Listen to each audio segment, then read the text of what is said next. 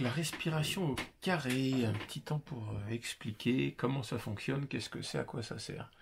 La respiration en carré, c'est donc une respiration en 4 temps. Inspiration, pause poumon plein, expiration, pause poumon vide. Et si on a envie que cette respiration fasse un carré, il faut aussi que ces 4 temps durent autant de temps et la même durée. Donc c'est quelque chose qu'on installe progressivement sans jamais forcer.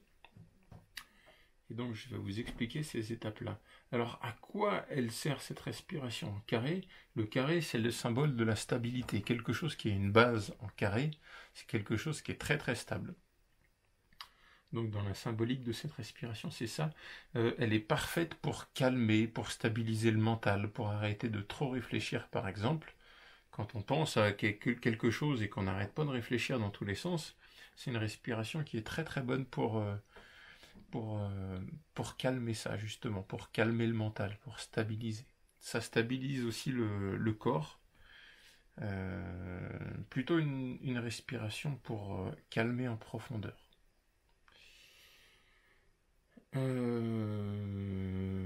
Donc, comment on fait? On installe d'abord une respiration normale avec un temps d'inspiration, un temps d'expiration, et on va le répéter plusieurs fois. Au départ, on se concentre sur le mouvement de respiration, bien respirer avec le ventre, bien respirer, et avec une respiration qui commence par le ventre et qui continue dans la cage thoracique, la respiration complète, qui est un autre exercice. Et ensuite, on va compter le temps d'inspiration et compter le temps d'expiration, et on va les égaliser. D'accord? Ce sont les deuxième et troisième étapes. En premier, on fait le mouvement de la respiration correct. En deuxième, on compte le temps d'inspire et le temps d'expire, en observant simplement.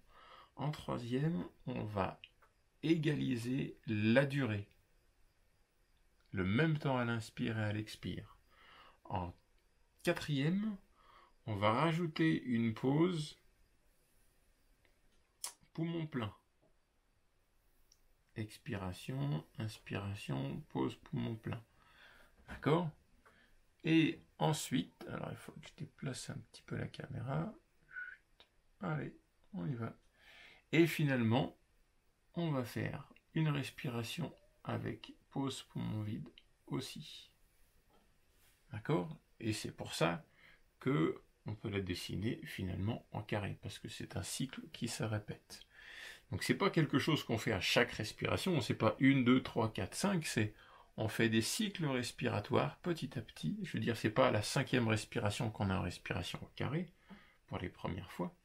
C'est vraiment quelque chose qu'on installe petit à petit au fur et à mesure des cycles de respiration. Si on est à l'aise sur une étape, et uniquement si on est à l'aise sur une étape, on va passer à la suivante. Et c'est notamment vrai quand on commence à rajouter les pauses poumon plein et pauses poumon vide. Au début, essayez simplement d'explorer ces pauses poumon plein et pauses poumon vide. Comme si vous découvrez à tâtons, voilà, comment ça se passe si je pose plus longtemps, si je pose moins longtemps, etc. Vous devez jamais avoir la sensation de manquer d'air, avoir besoin de reprendre votre souffle et de vous arrêter. Alors ça peut arriver au début, quand on explore, on fait des erreurs, c'est absolument pas grave. Mais quand on le fait régulièrement, on ne doit jamais avoir la sensation de manquer d'air. Si c'est le cas, ça veut dire qu'on pousse trop les durées d'apnée. Voilà donc les 5 étapes. Et si jamais on est vraiment très à l'aise, et ben le carré, les 4 de manière proportionnelle, les 4 durées peuvent petit à petit augmenter. D'accord? Et ça, c'est vraiment quelque chose qui se met en place petit à petit avec la pratique. C'est quelque chose qui vient tout seul. Et surtout, si on ne force pas, c'est que le corps, il s'adapte, qu'on se relâche, qu'on apprend à se connaître de plus en plus, et on peut arriver à faire des respirations qui sont très longues et très lentes. Et ça a d'autant plus d'effet sans jamais forcer. Est-ce qu'il y a quelque chose d'autre que j'ai envie de dire par rapport à cette respiration-là? Très très efficace donc cette respiration si on a de l'asthme, si on a des problèmes d'anxiété, de panique ou d'hyperventilation. Par contre, faites bonne attention, c'est la pause poumon vide qui va être très difficile à tenir au début. Allez-y vraiment très très très progressivement, très doucement. Mais c'est une respiration qui est très très bénéfique dans ces cas-là. Et en dernier lieu, oui, quelque chose d'assez important pour les personnes qui ont vraiment des problèmes cardiaques, des gros problèmes un cœur qui est fragile ou sensible. Allez-y vraiment très très doucement sur les pauses poumons vides, très très en douceur sans jamais forcer. C'est quelque chose que vous pouvez faire progressivement, mais sans jamais forcer. Ça, on va dire, c'est l'unique contre-indication, les apnées pour les gens qui ont des problèmes de santé au niveau du cœur.